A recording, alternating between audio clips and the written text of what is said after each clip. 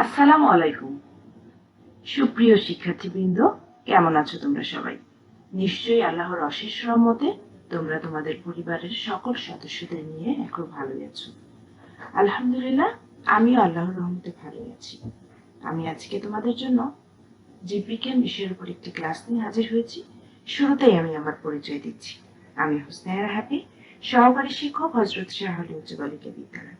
তো শিক্ষার্থীরা, চলো কথা না বাড়িয়ে আমরা আজকের ক্লাসটি শুরু করে দিই। আজকের ক্লাসে সকলকে স্বাগত জানাচ্ছি। প্রিয় শিক্ষার্থীরা, ছবিটি লক্ষ্য করো। কি দেখতে পাচ্ছ ছবিটিতে? বিভিন্ন ধরনের জীব, তাই না? আমরা গত ক্লাসে সুপার কিংডম 1 নিয়ে আলোচনা করেছি। সুপার কিংডম 1-এর মনের রাজ্য নিয়ে আলোচনা করেছি। আজকে আমরা সুপার কিংডম 2 ইউক্যারিওটা নিয়ে আলোচনা করব। আজকের পাঠ শেষে শিক্ষার্থীরা যা যা বলতে পারবে, যা যা জানতে পারবে, ইউক্যারিওটার শ্রেণীবিন্যাস করতে পারবে, বৈশিষ্ট্য অনুযায়ী 4টি রাজ্য শনাক্ত করতে পারবে। প্রিয় শিক্ষার্থীরা, আমরা এখানে 4টি ছবি দেখছি। 4টি ভিন্ন ভিন্ন জীবের ছবি দেখতে পাচ্ছি এবং একটি অ্যামিবা, একটি ছত্রাক পেনিসিলিয়াম, একটি উদ্ভিদ, সবুজ উদ্ভিদ এবং একটি প্রাণী হাতি দেখছি। আমরা 4 ধরনের বৈশিষ্ট্যের জীব দেখতে পাচ্ছি। তো আমরা ছবি দেখে বুঝতে পারছি এটি জীবজগতের 4টি রাজ্যের ছবি দেখছি এবং তাহলে আমরা বলতে পারি এগুলো ইউক্যারিওটা, সুপার কিংডম 2 এর ইউক্যারিওটা রাজ্যের 4টি রাজ্য। আমরা গত ক্লাসে আমরা এই অধ্যায়ের উপর একটি ক্লাস করেছি। প্রোক্যারিওটা এবং একটি রাজ্য নিয়ে আমরা আলোচনা করেছিলাম। প্রোক্যারিওটা বিজ্ঞানী মার্গুলিস সমগ্র জীবজগৎকে 2টি সুপার কিংডমে ভাগ করেছেন, একটি ইউক্যারিওটা এবং একটি প্রোক্যারিওটা। আমরা গত ক্লাসে প্রোক্যারিওটা নিয়ে আলোচনা করেছি এবং ইউক্যারিওটা নিয়ে আজকে আলোচনা করছি। এবং বিজ্ঞানী আর এই সুইটেকার পুরো জীবজগৎকে যে রাজ্যে ভাগ করেছেন তার মধ্যে একটি রাজ্য মনেরা এবং বাকি 4টি রাজ্য প্রোটিস্টা, প্লান্টি, ফাঞ্জাই এবং অ্যানিমেলিয়া। তো আমরা গত ক্লাসে প্রোক্যারিওটা এবং মনেরা রাজ্য নিয়ে আলোচনা করেছি। আজকে আমরা বাকি 3টা রাজ্য নিয়ে আলোচনা করব। প্রোটিস্টা রাজ্য নিয়ে আমরা গত ক্লাসে আলোচনা করেছি। প্রোটিস্টা। আজকে আমরা ফাঞ্জাই, প্লান্টি এবং অ্যানিমেলিয়া এই 3টি রাজ্য নিয়ে আমরা আজকে আলোচনা করব। তাহলে আমাদের পুরো জীবজগতের 2টি সুপার কিংডম সম্পর্কে জানা হয়ে যাবে। তোমরা যারা গত ক্লাসটি করোনি, তোমরা অবশ্যই গত ক্লাসটি করে আসবে, তাহলে তোমাদের আজকের ক্লাসটি বুঝতে সুবিধা হবে। তো চলো আমরা আজকের পাঠে চলে যাই। শিক্ষার্থীরা, ছবিগুলো লক্ষ্য করো।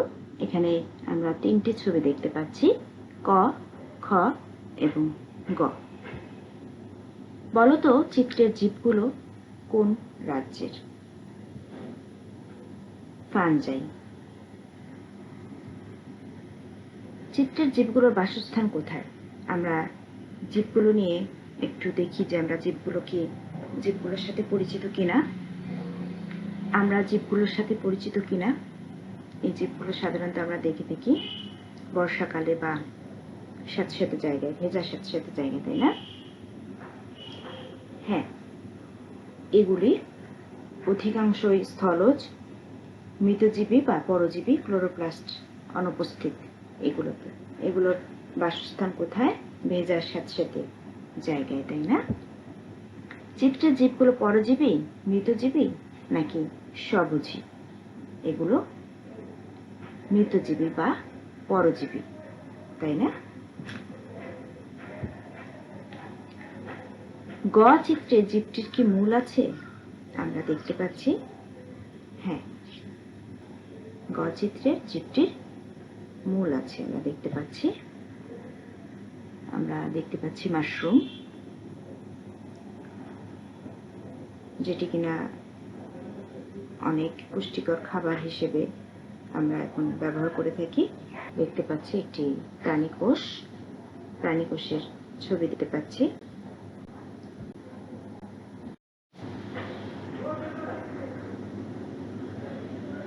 ১ নং জীবটি কিভাবে খাদ্য গ্রহণ করে? ২ নং চিত্রে কি ঘটছে? আমরা দেখছি যে ২ নং চিত্রে পানি পড়ছে এবং একটি স্পঞ্জ সেটি পানিটি শুষে নিচ্ছে। তার মানে আমরা বলতে পারি শোষণ পদ্ধতিতে খাদ্য গ্রহণ করে থাকে ফানজাই রাজ্যের জীবগুলো। শোষণ পদ্ধতি। এদের বংশবৃদ্ধি কোন পদ্ধতিতে হয়ে থাকে? হ্যাপ্লয়েড স্পোর দিয়ে এদের বংশবৃদ্ধি ঘটে, তাই না? চিত্র দেখে বলো কিভাবে বংশবৃদ্ধি ঘটছে। চিত্র দেখে বলো কিভাবে বংশবৃদ্ধি ঘটছে। এদের কিছু হ্যাপ্লয়েড স্পোর দিয়ে এদের বংশবৃদ্ধি ঘটে থাকে। আমরা এই রাজ্যের উদাহরণস্বরূপ বলতে পারি ইস্ট পেনিসিলিয়াম, অ্যাগারিকাস, মাশরুম প্রভৃতি এই রাজ্যের প্রাণীর উদাহরণ আমরা বলতে পারি, বা জীবের উদাহরণ বলতে পারি আমরা। শিক্ষার্থীরা লক্ষ্য করো, ছবিটিতে আমরা দেখতে পাচ্ছি একটি উদ্ভিদটি সবুজ রঙের। আমরা সবুজ রঙের উদ্ভিদ সাধারণত আমরা জানি যে প্লান্টি রাজ্যের অন্তর্ভুক্ত। গাছটির রং কি? সবুজ উদ্ভিদ কিভাবে খাদ্য তৈরি করে?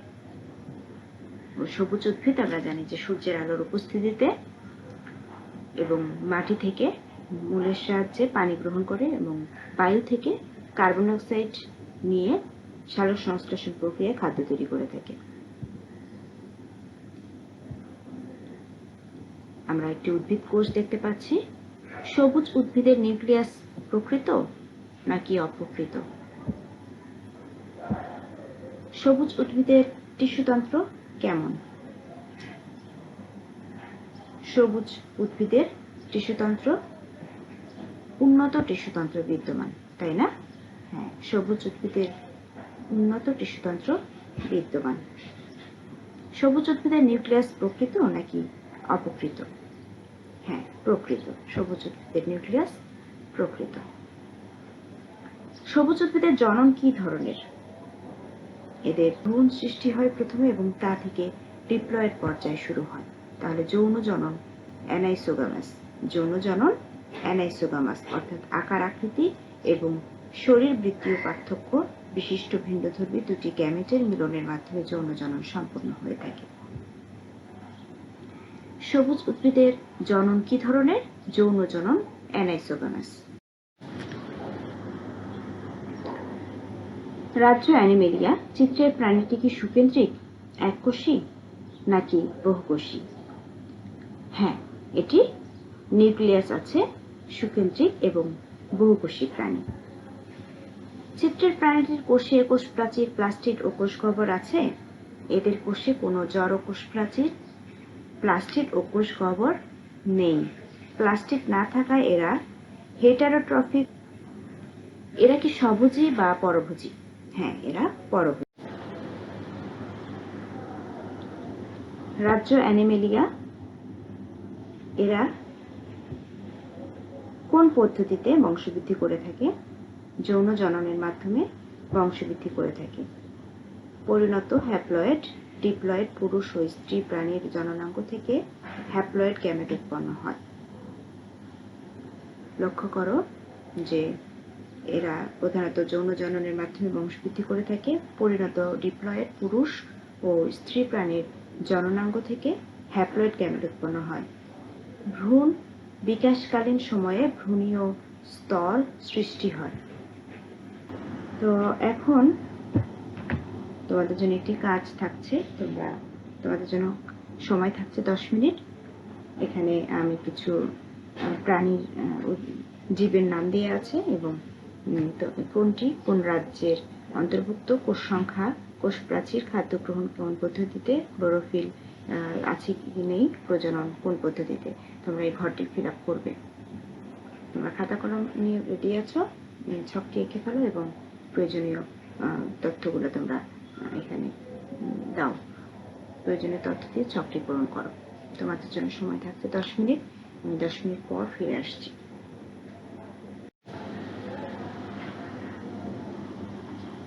তো আজকের পাঠে তোমরা কে কতটুকু মনোযোগী ছিলে সেটি যাচাই করার জন্য এখন তোমাদের কিছু প্রশ্ন করছি।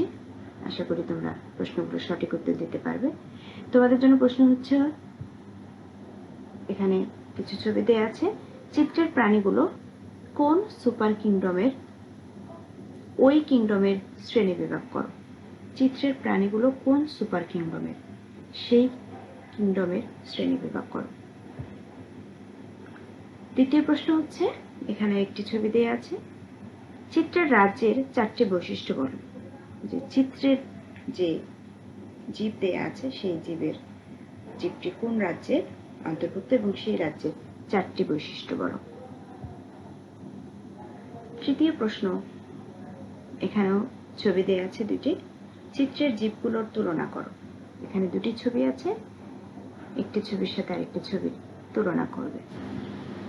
তো আজকের আলোচনা এখানে শেষ করছি।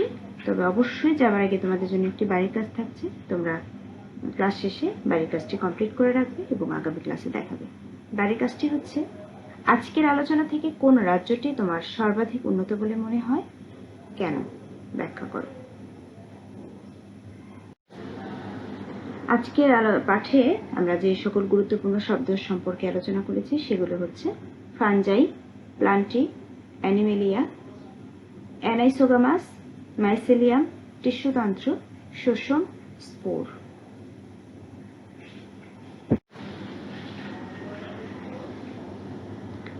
তোমাদের সকলকে অসংখ্য ধন্যবাদ জানিয়ে আমি আজকের ক্লাস এখানে শেষ করছি। তোমরা সবাই ভালো থাকবে, সুস্থ থাকবে, নিরাপদে থাকবে, নিজের যত্ন নেবে, পরিবারের যত্ন নেবে। আগামী ক্লাসে অংশগ্রহণের আমন্ত্রণ জানিয়ে আমি আজকের ক্লাস এখানে শেষ করছি। ধন্যবাদ সবাইকে।